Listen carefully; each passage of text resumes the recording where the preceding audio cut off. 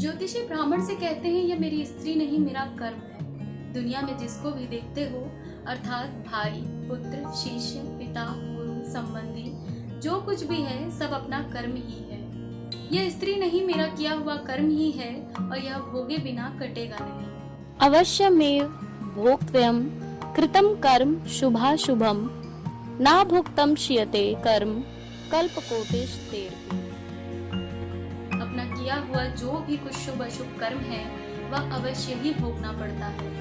बिना भोगे तो सैकड़ों करोड़ों कल्पों के गुजरने पर भी कर्म नहीं टल सकता। इसीलिए मैं अपने कर्म खुशी से भोग रहा हूँ और अपनी स्त्री की ताड़ना भी नहीं करता, ताकि आगे इस कर्म का फल न भोगना पड़े। ब्राह्मण ज्योतिषी से पूछते हैं, हे महाराज, आपने क्या कर्म किया था? ज्योतिषी ब्राह्मण को बतलाते हैं, सुनिए, पूर्व जन्म में मैं कौवा था और मेरी स्त्री गधी थी। इसकी पीठ पर फोड़ा था। फोड़े की पीड़ा से यह बड़ी दुखी थी और कमजोर भी हो गई थी। मेरा स्वभाव बड़ा दुष्ट था, इसलिए मैं इसके फोड़े में चोंच मारकर इसे ज्यादा दुखी करता था। जब दर्द के कारण यह कूदती थी तो इसकी फजीहत देखकर मैं खुश होता था। मेरे डर के कारण यह सहसा बाहर नहीं निकलती थी, किंतु मैं इसको ढूंढता फिरता था। यह जहाँ मिले वहीं इसे दुखी करता था।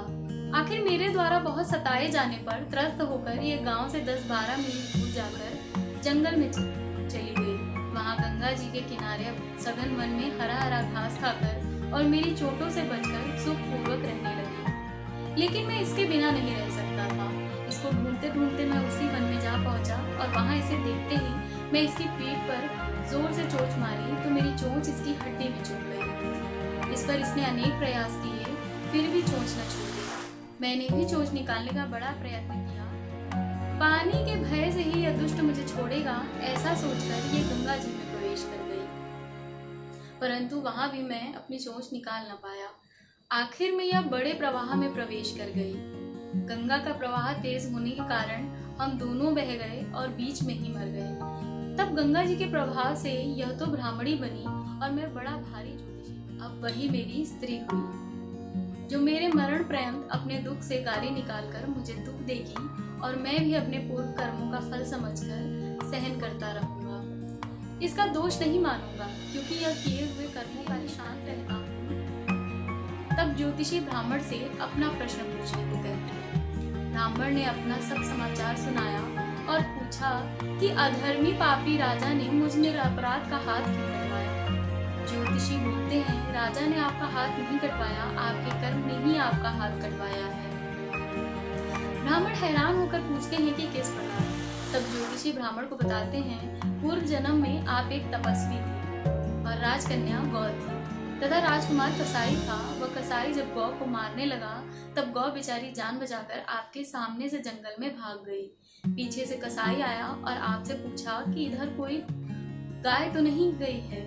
आपने प्रण कर रखा था कि गाय की झूठ नहीं बोलूंगा, अतः जिस तरफ गौ गई थी उस तरफ आपने हाथ से इशारा किया तो उस कसाई ने जाकर गौ को मार डाला। गंगा के किनारे वह उसकी चमड़ी निकाल रहा था। इतने में ही उस जंगल में से शेर आया और गौ एवं कसाई दोनों को खाकर गंगा जी के किनारे की उनकी हड्डियां।